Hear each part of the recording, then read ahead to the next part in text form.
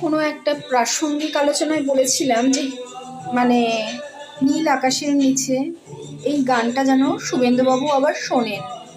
আর সেটা বলেছিলাম জয়তী চক্রবর্তীর গলায় শুনতে।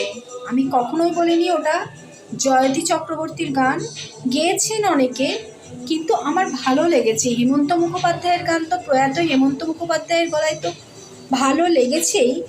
আর একজন মেয়ে যে এত সুন্দর করে এই গানটা গেয়েছে সেই হিসাবে আমার মন ছুঁয়েছে, সেটার জন্য আমার ভালো লেগেছে। অজস্র মানুষের, আমি কি বলেছি জয়তী চক্রবর্তীর গলায় গানটা শুনতে, আমি বলিনি ওটা জয়তী চক্রবর্তীর গান। তো 70 বছর হোক 60 বছর হোক, আগে ভালো করে পড়বেন এবং আরও কিছু তার মধ্যে অ্যাডজেক্টিভ বসিয়েছেন আপনারা, কেউ কেউ বসিয়েছেন এমনভাবে হার্ট করেছেন, সত্যি কোথায় ভুল ধরা যায়, ধরে তাকে মাথা মোড়ানো যায়, সেই চিন্তায় আপনারা ব্যস্ত। আপনার বয়স 70 বছর কি 60 বছর, ওটা আসতে আমার অনেক দেরি।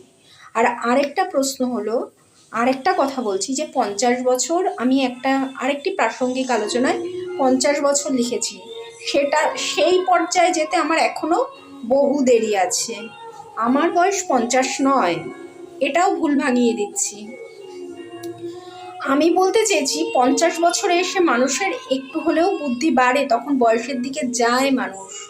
কিন্তু সেই ধরনের অনেক মানুষ আছে যায় না, আনতাবড়ি কিছু মন্তব্য করেন, আমতাবড়ি কিছু সমালোচনা করেন, আগে পিছে কিছু ভাবেন না, এই রকম চিন্তা করেন।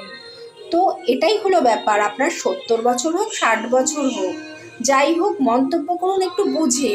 আমি কখনোই বলিনি যে হেমন্ত মুখোপাধ্যায়ের গান নয় ওটা, জয়তী চক্রবর্তীর গলায় অনেকে গেয়েছেন, শ্রীকান্ত আচার্য গেয়েছেন, আরও অনেকে গেয়েছেন, কিন্তু আমার জয়তী চক্রবর্তীর গলায় ভালো লেগেছে, এই কথা বলেছি। তো আবার পড়ুন, আবার দেখুন, তারপর মন্তব্য করুন।